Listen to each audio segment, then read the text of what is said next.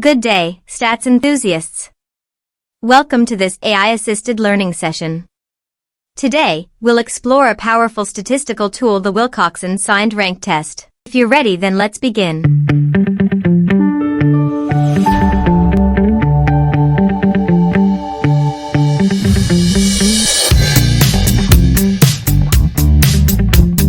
By the end of this session, you will be able to identify the key characteristics of data suitable for a Wilcoxon test.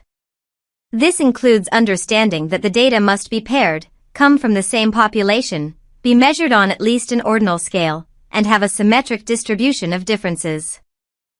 Let's start with an introduction to the Wilcoxon signed rank test.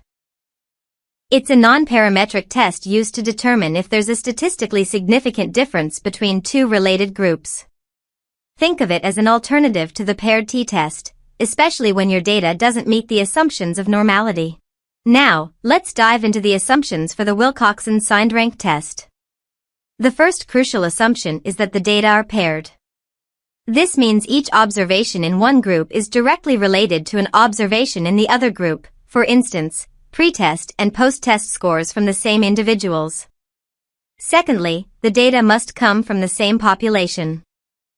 Thirdly, the data should be measured on at least an ordinal scale, meaning the data can be ranked in order, even if the exact differences aren't meaningful. Finally, a key assumption is that the distribution of the differences is symmetric. This means the shape of the distribution of the differences between your paired observations should be roughly symmetrical around its median. Let's kick things off with a relatable scenario, something many companies grapple with today. Imagine a manufacturing company, just like one you might know, that's been really diligent in tracking the energy its 15 different production units consume.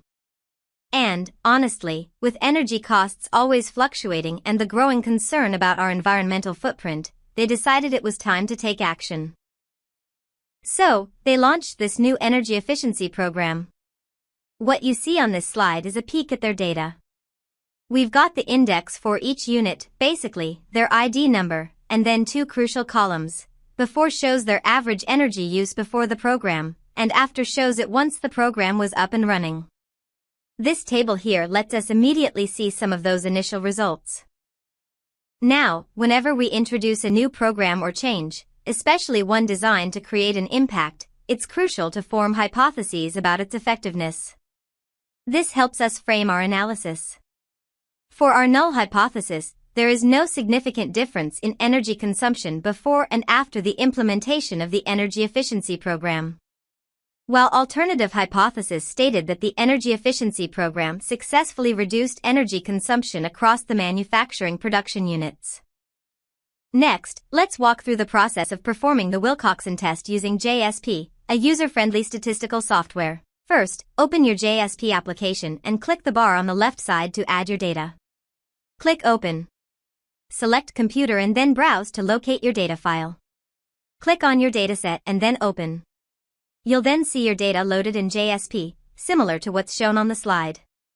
Click on t-test from the menu bar. Under t-test, look for and select Paired Samples t-test. Select your two variables, before and after, then click the mini arrow to move them into the variable pairs box.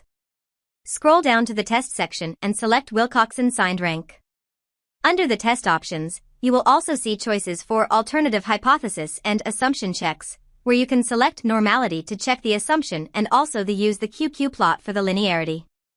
First, open your JSP. The Shapiro-Wilk test for normality indicated that the distribution of the difference, after-before, scores was statistically significantly different from a normal distribution, W, 15 equals 0.749, P equals 0.001. Given that the p-value, p equals 0.001, is less than the conventional alpha level of 0.05, the null hypothesis of normality is rejected. Therefore, the data cannot be considered normally distributed. The quantile QQ plot for the difference, after-before, scores shows a noticeable deviation from the straight diagonal line, particularly at both the lower and upper tails of the distribution. If the data were perfectly normally distributed, the points would fall precisely along this line.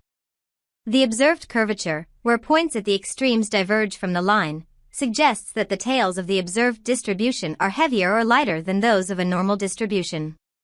This visual evidence further supports the finding from the Shapiro-Wilk test, assuming p less than 0.05, that the data are not normally distributed, indicating that parametric statistical assumptions relying on normality may not be met.